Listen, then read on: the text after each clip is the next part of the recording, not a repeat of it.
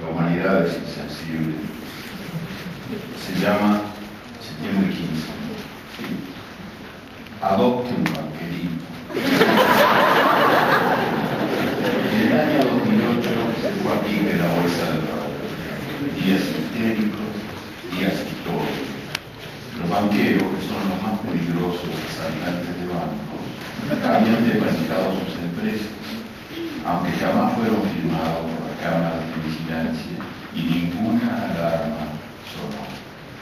Y ya no hubo manera de evitar el derrumbe general.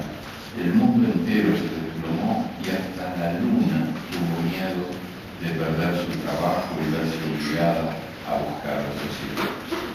Los magos de Wall Street, expertos en la venta de castillos en el aire, robaron millones de casas y de empleos, pero un solo banquero, una solita, fue a la cárcel. Y cuando sus colegas imploraron a gritos una ayudita por amor de Dios, recibieron por mérito de sus afanes la mayor recompensa jamás otorgada en toda la historia universal. Ese dineral hubiera alcanzado para dar de comer a todos los hambrientos del mundo, con postre incluido, de aquí a la eternidad, pero a nadie se le ocurrió la idea. Héroe del mundo al revés. Leí algunas biografías y hice varias tentativas, 20 páginas, 30, 15, 10, hasta llegar a apenas 6 líneas, 5 líneas y media en realidad.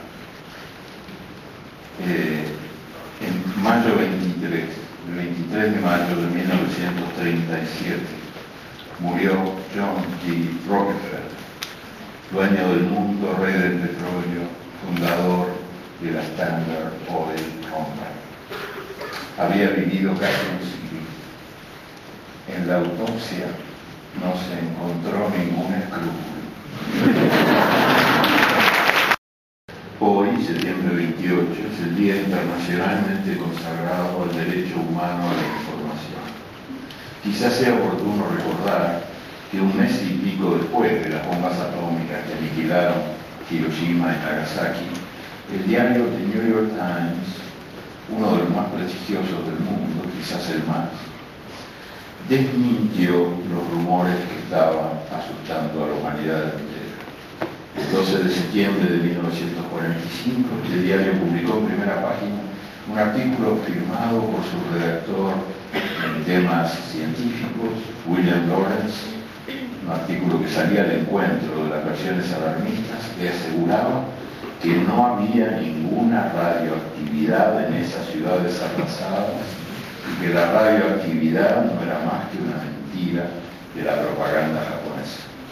Gracias a esta revelación, Lawrence ganó el premio Pulitzer. Y tiempo después se supo que él cobraba 2 salarios mensuales.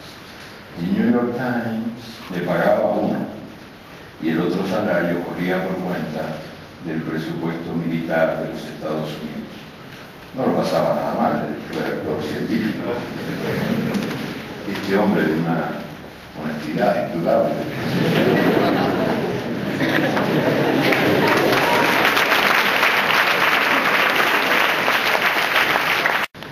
Macarena Gelman fue una de las muchas víctimas del plan Cóndor, que así se llamó el mercado común del terror articulado por las dictaduras militares sudamericanas.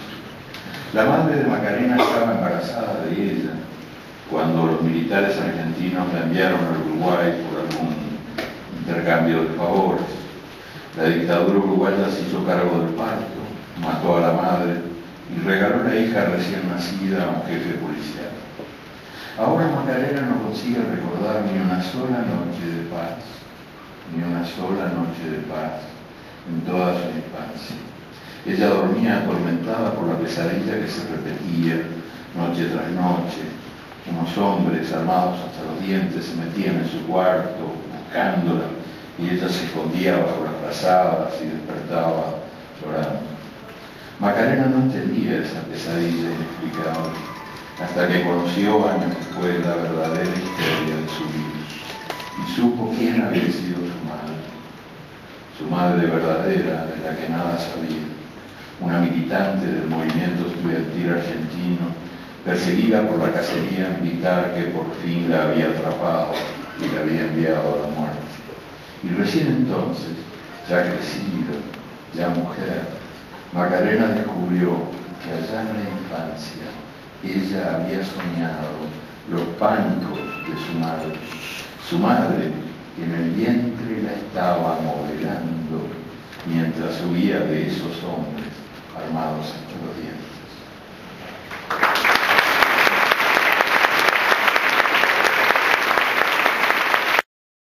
Con permiso de la ley, aplausos del público, la irreprochable democracia australiana.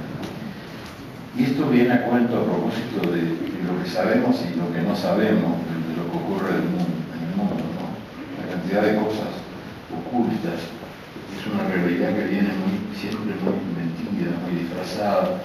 Yo esto no lo sabía hasta que en el año 2008 el primer ministro de Australia, que se llama Kim Rhodes, pidió perdón a los indígenas que habían sido despojados de sus hijos durante más de un siglo. Claro que con eso no les devolvió a los hijos, pero al menos esto sirvió para que supiéramos que esos niños habían sido robados por las agencias estatales y las iglesias cristianas, que los habían secuestrado, niños indígenas nativos de Australia, para distribuirlos entre las familias blancas y salvarlos así de la delincuencia y para civilizarlos, como decían, para blanquear a los negros.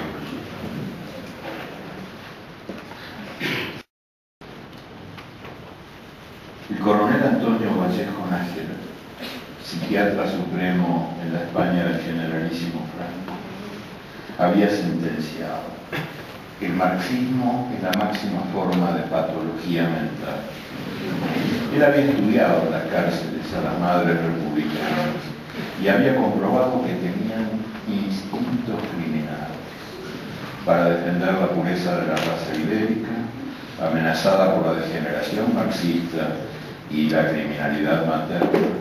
Miles de niños recién nacidos o de muy corta edad, hijos de padres republicanos, fueron secuestrados y arrojados a los brazos de las familias devotas de la cruz y de la espada. ¿Quiénes fueron esos niños? ¿Quiénes son? Tantos años después. No se sabe. La dictadura franquista inventó documentos falsos que le borraron las huellas y dictó orden de olvidar. Robó a los niños y robó la memoria.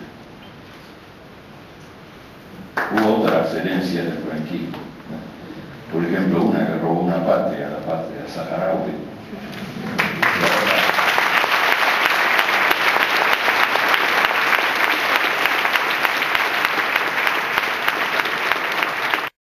Ramón y Cajal recibió el Premio Nobel de Medicina, pero él había querido ser artista pintor. Su padre no lo dejó y no tuvo más remedio que convertirse en el científico español más importante de todos los tiempos. Se vengó, Cajal se vengó dibujando lo que descubría. Sus paisajes del cerebro competían con Miró, con Klee. El jardín de la neurología brinda emociones artísticas incomparables, solía decir. Y él disfrutaba explorando los misterios del sistema nervioso, pero más disfrutaba dibujándolos. Y todavía más todavía disfrutaba diciendo a viva voz lo que pensaba. Siempre decía lo que pensaba, a sabiendas de que eso iba a darle más enemigos que amigos. Y a veces preguntaba sorprendido: pero tú no tienes enemigos. ¿Cómo que no? Es que jamás dijiste la verdad. Jamás amaste la justicia.